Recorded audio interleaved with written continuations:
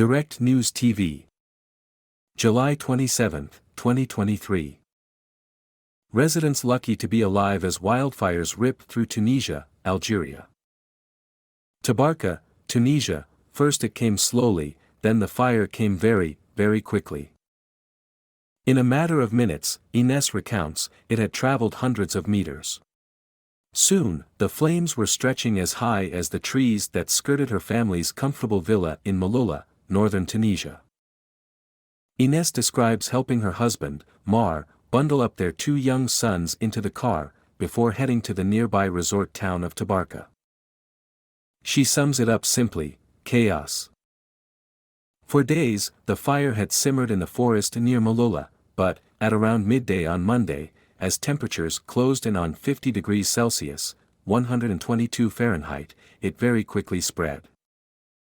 Mar and others still went back to the village to help evacuate those left behind, some of whom did not have access to cars, or who were struggling with elderly relatives. He managed 3 trips, before the blaze made the road impassable. The heat was incredible, he says. Asked what it sounded like, he reaches for his phone and plays an audio recording. The noise doesn't sound so much like a roar as a howl. Destroyed homes. Across much of Tunisia's border with Algeria, people are slowly coming to terms with the firestorms that ripped through much of the thick forests with a ferocity that, in a region plagued by forest fires, they say was unprecedented. A few days ago, Malula sat alongside thick forest. Residents' phones show sweeping views, reaching down to an azure sea and an unspoiled coast. Now, the region is host to little but smoking undergrowth, and brutal charcoal gray stains that lie seared onto the now barren landscape. Intense summer temperatures conspired with merciless winds to leave many homeless and guessing what the future may hold for them. The smell of smoke is everywhere. Samir stands in the charred remains of what, a few days ago, had been his home. Around him sit tins of baby food and tiny children's shoes, all coated in a thick black soot. The fire came very quickly with the wind, he says. It was like someone had thrown gasoline on it. People who are 70 or 80, it's the first time they've seen this. Samir was around when the fire struck. There were particles of fire, he says in French, describing how the winds carried the fire's sparks into his home, setting fire to the doors and beds, before the family, including his wife, mother and sons, were able to make their way to the car in Tabarka. Like others, Samir returned.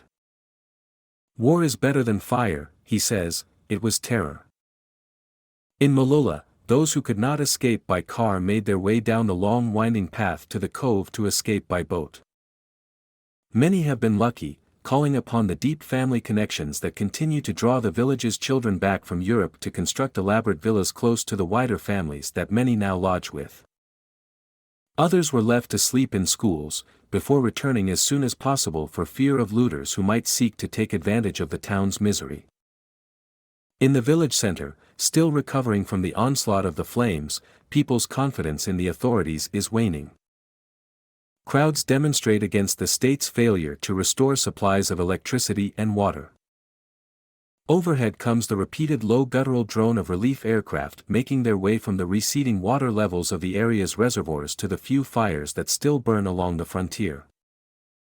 Regional heatwave. Both Algeria and Tunisia have been gripped by an unprecedented heatwave that has seen temperatures reach 50 C, 122 F, in Tunisia's capital, while record temperatures have been recorded across Algeria since the heatwave took hold in early July.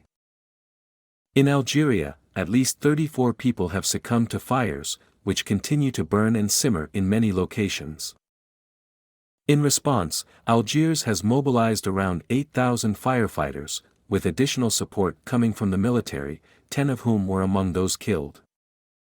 In Tunisia, following a visit from President Kais Saied, a crisis cell headed by the country's Prime Minister Najla Bouden has been established to coordinate the national and international response to the fires. My name is Kingsley. Please like, share, subscribe and hit that notification bell so you can be the first to be notified whenever we post. You won't regret it.